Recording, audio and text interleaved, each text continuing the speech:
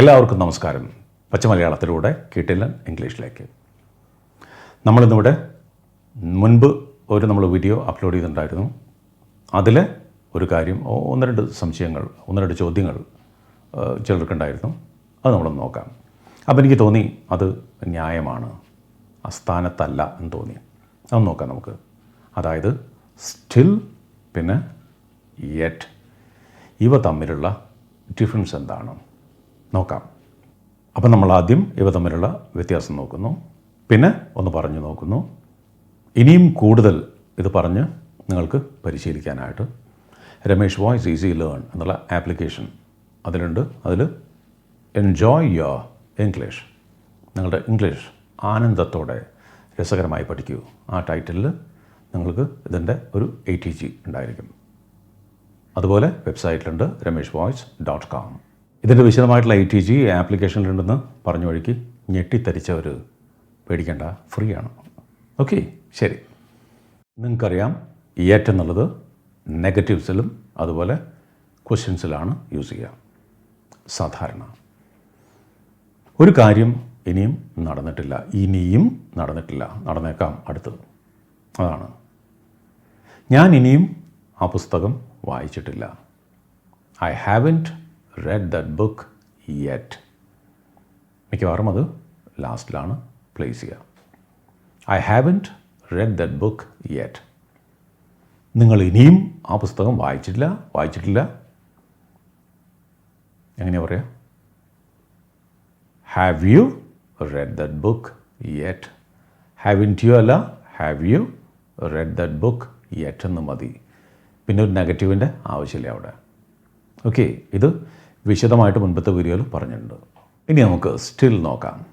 സ്റ്റില്ലും ഇനിയും തന്നെയാണ് meaning. It is still raining.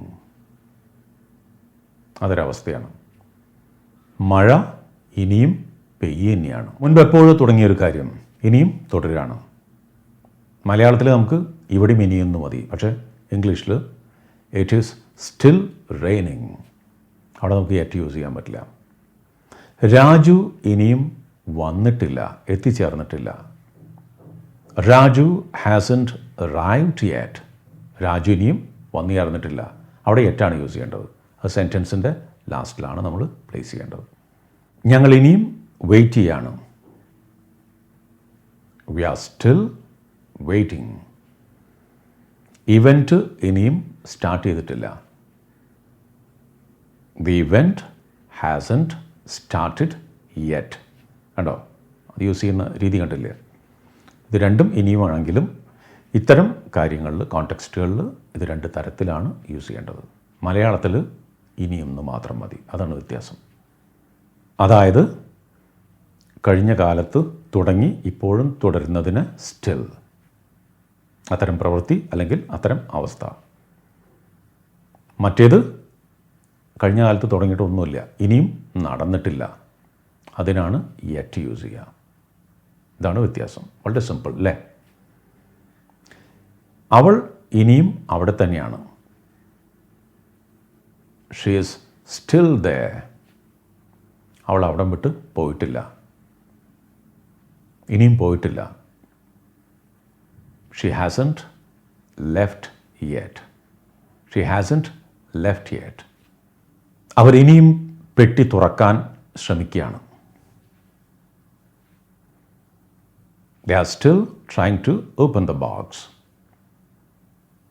അവരിനിയും പെട്ടി തുറന്നിട്ടില്ല. They haven't opened the box yet. വളരെ സിമ്പിളാണ് അല്ലേ? അതാണ് കാര്യം. ഇത്രയേ ഉള്ളൂ.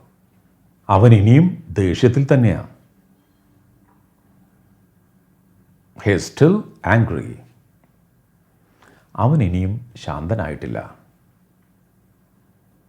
He hasn't calmed down yet. അവൾ ഇപ്പോഴും എൻ്റെ ഭാര്യ തന്നെയാണ്. She is still my wife. ഞങ്ങൾ ഇനിയും ഡിവോഴ്സ്ഡ് ആയിട്ടില്ല. We are not divorced yet. അദ്ദേഹം ഇപ്പോഴും ക്രിക്കറ്റ് കളിക്കുന്നുണ്ട്. He is still playing cricket. Reena ഇപ്പോഴും സ്റ്റേഷനിൽ തന്നെയാണ്. Reena is still at the station. Raju ഇനിയും പുറപ്പെട്ടില്ലേ? Has Raju started yet? അപ്പോൾ ഇത് വളരെ ഈസിയാണ്. ഇനിയും നന്നായിട്ട് പ്രാക്ടീസ് ചെയ്യാനായിട്ട് ആപ്ലിക്കേഷനിൽ ATG പ്രാക്ടീസ് ചെയ്യാം. ആപ്ലിക്കേഷൻ ഡൗൺലോഡ് ചെയ്യാത്തവർ ഡൗൺലോഡ് ചെയ്യാം. ഓക്കെ, അപ്പോൾ നമുക്കിനി രസകരമായിട്ടുള്ള മറ്റു കാര്യങ്ങളുമായിട്ട് നെക്സ്റ്റ് വീഡിയോയിൽ കാണാം. Thank you.